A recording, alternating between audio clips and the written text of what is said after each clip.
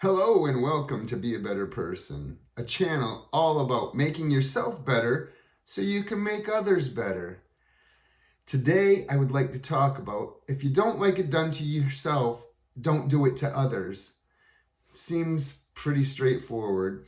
Always remember, everything I talk about on this channel are things that I think, my thoughts, my beliefs, my ideas.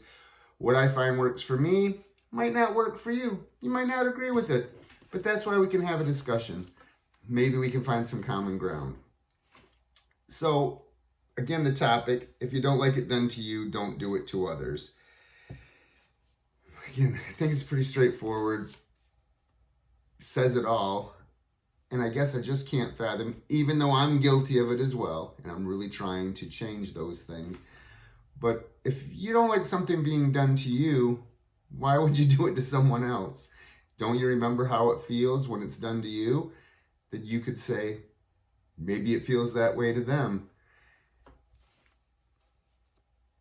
And it's not like you can probably ever be perfect at this. But again, it's something just to always be cognizant of. Try to catch yourself if you're starting to do something and go, ooh, wait, I don't like that done to me. I should probably not do it to someone else.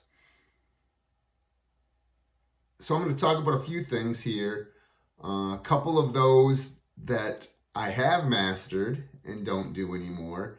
And a couple things that I still need to have some work done.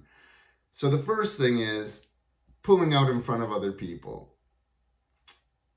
It's just something I hate when people do to me, especially when I look in my rearview mirror after they've pulled out in front of me and I see that there's nobody behind me, that if they could have just waited 3 more seconds, I would have been past. Once again, it's something that's simple that you should just let go. So what? You had to hit your brakes. So what? It's going to put you another minute behind. It's just, again, I don't like it. I can't help it. I don't like it. I try to rationalize and say, don't let it get to you. I don't throw big fits about it anymore. I shake my head. I look in my rearview mirror and I'm like, well, would have been nice if you could have waited that 3 seconds. So when I'm at a stop sign, I'm very cognizant of making sure that there's a big enough gap, or if I do pull out, I accelerate very quickly to get up to the speed limit so that they're not going to be affected by me. And again, I'll even look at when they're coming, are they going to think that they have to hit their brakes even though I'm going to go really quick? Because I don't want them to even have to have a consideration of that. Another thing, I'm going to tell you my kryptonite. Hope you don't ever use it against me. Tickling. I would rather you pull my fingernails out than tickle me. It's just something, I don't know why. I just hate it. Thankfully, as I've gotten older, I'm not quite as sensitive as I was when I was younger. I remember the first time I went to go get a massage and they started getting ready to work on my feet. Because I told both of my children when I was younger, I was like, do not tickle my feet. I will kick, I will thrash, and I might hurt you. So the first time I went to go get a massage, she was getting ready to go down on my feet, and she said, are you ticklish at all? And I said, I am very ticklish, and I sometimes will kick and thrash, so just be careful. Thankfully, I relaxed myself so completely. I took my brain somewhere else, so I wasn't thinking about it, and it never affected me at all.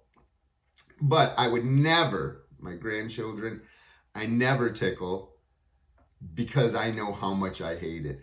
My children, when they were younger, they would walk, like I would be in a recliner with my feet propped up. They would walk by and like run their finger up my whole foot. And I'd be like, dang you, stop that. Because they knew that I was not good with it. And they would do it very quickly to be careful of the reaction when I lashed out.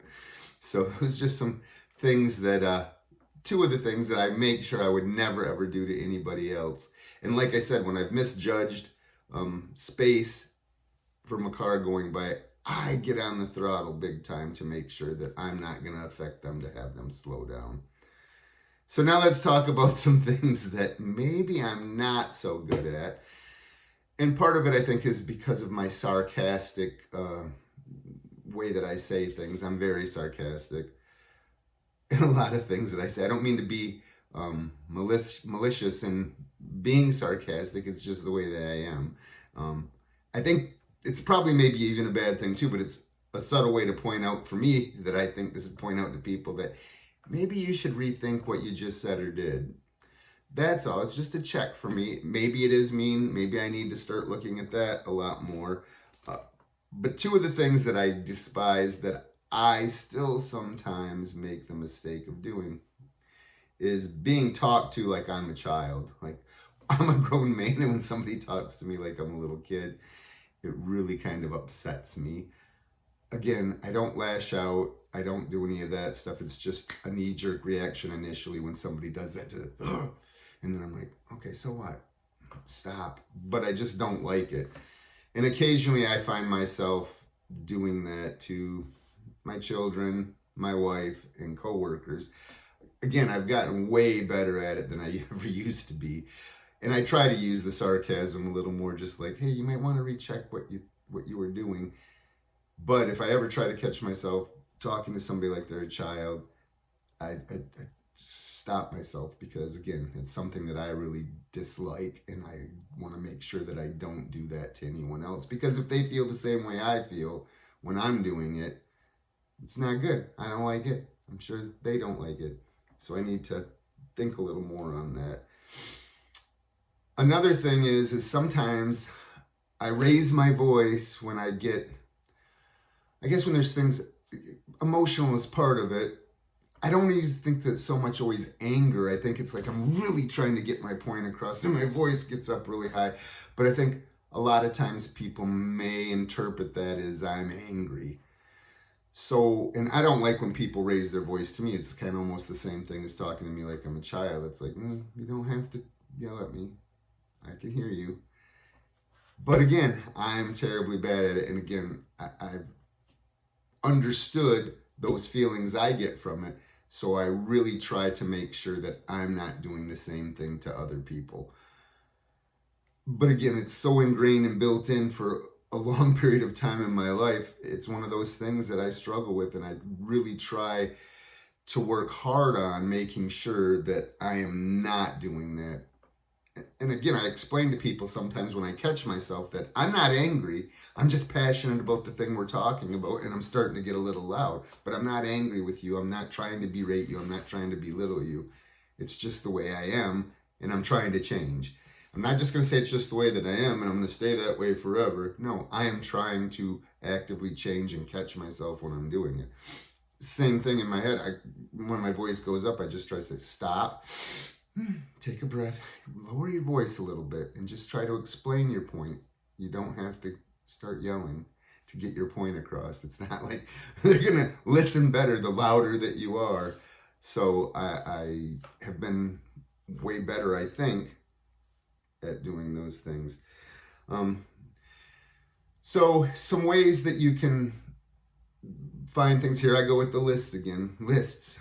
I use them a lot though, but I think they're a good way to get through things because you can actually see it, not just in your mind or thinking about it. You see it in black and white, or if you use a red pen, in red. But you write down all the things, and especially the main things that are trigger points for you that you don't like when other people do them to you. And then just try to make sure that you're cognizant about when you're starting to do them to others. And I'm not talking about every single little thing that you dislike or you like. I'm talking about major things that trigger you, and start to think about, if they're triggering me, how may they trigger someone else? So let's try to make sure that I don't do those. And I think when you become aware of what you're doing, it's way easier to catch yourself and make the change or stop yourself. And again, that's why the list, I think, is so important about writing things down. And again, I just want to focus that, think about how you feel when people do things to you that you don't like. And you really should be a motivating factor to stop you from doing those things to others. Because again, how it makes you feel, just think about it. Angers you or makes you upset or makes you feel small. Why would you want to do that to someone else? Especially when you don't like it. But I think we find ourselves sometimes doing those things because we want to do what the things I just said. You want to make someone feel small, and that if you don't like it, why would you want to do it to them? So what are some specific things that you dislike when people do them to you? Are you aware of when you're doing those things to other people and saying, oh, I didn't like it, maybe they're not going to like it? How do you stop yourself from doing those things? Completely, all the time, always. Do you have a process? Do you have a way? Write down in the comments. Like I said, I always like to get other people's perspectives and opinions on the things that I talk about. Remember, your smile makes me smile. Be kind, be grateful, be helpful, and have a marvelous day.